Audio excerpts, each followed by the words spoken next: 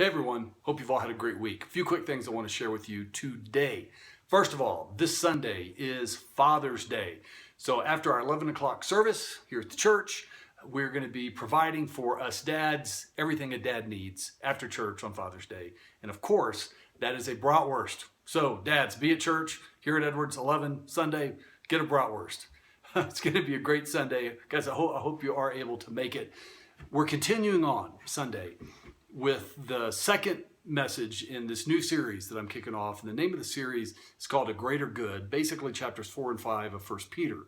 And Sunday, we're going to be wrapping up chapter 4. So starting with verse 12, I think down through verse 19, anyway, through the end of the chapter 4 of 1 Peter. And as this is an interesting passage, and I got a lot of feedback, I want to tell you, from last week, looking at what God was showing us here in the first part of chapter 4.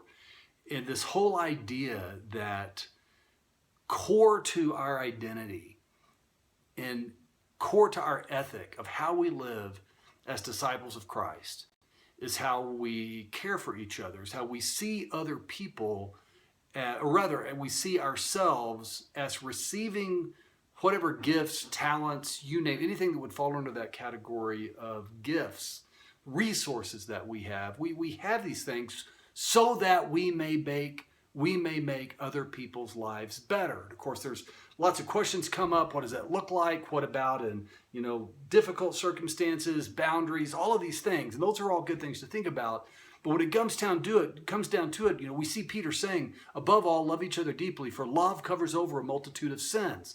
And it's just hard to think of something more practical into our daily lives than this ethic of how we relate to other people as disciples of Christ. And guys, where we're going for this Sunday is really the other side of that coin.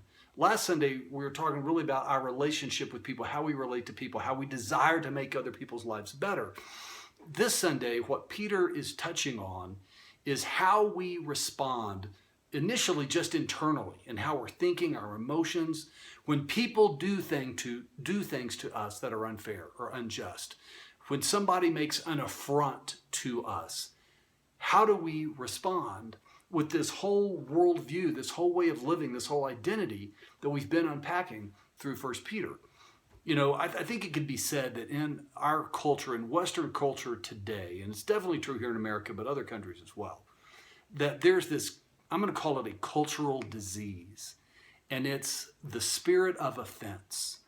It's this idea that I'm just always going to be offended when anybody does anything that isn't exactly the way that I would want it. And we see this in the media, we see this in politics, we see this in just almost every layers of culture. Everybody is offended.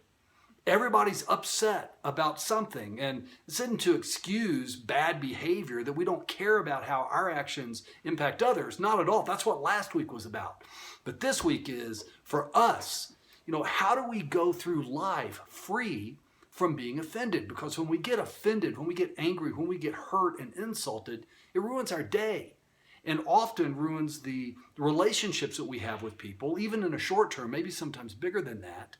And you magnify that across a family, a community, or an entire culture, and the results are disastrous. There is, let's put it this way. When we look at this passage in 1 Peter, he gives us, to refer back to the title of our previous sermon series, an absolutely countercultural way of responding when people do things that we may think, well, I've got a right to be offended. I've got a right to be angry. I've got a right maybe to seek revenge or just to cut that person off because what they did to me was wrong.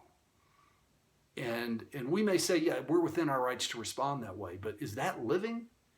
It's definitely not the living that God would lead us to as disciples of Christ. So without going into any more depth on it, I hope you're here on Sunday. And if you miss it, last week and this week are messages that you need to hear. Not because of anything I'm saying, but because of the power of this scripture that speaks so practically into the day-to-day reality of how we relate to each other.